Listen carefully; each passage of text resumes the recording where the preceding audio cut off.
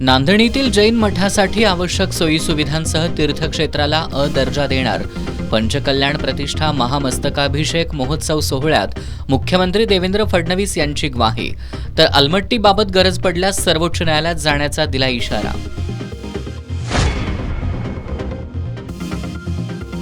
पराभवानं खचून न जाता फिनिक्स पक्षाप्रमाणे नवी उभारी घेऊया. काँग्रेसचे दिवंगत आमदार पी.एन. पाटील यांच्या 72व्या जयंतीनिमित्त आयोजित सर्वपक्षीय अभिवादन सभेत आमदार सतेज पाटील यांचं आवाहन.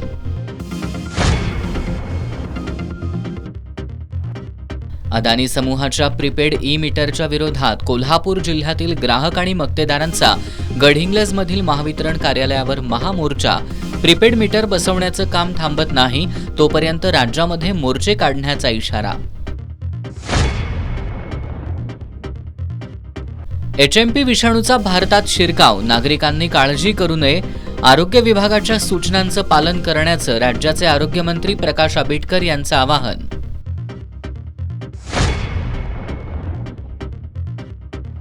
आणि Shahu Chhatrapati KSA football league स्पर्धेच्या दुसऱ्या फेरीतील सामन्यांना आजपासून सुरुवात.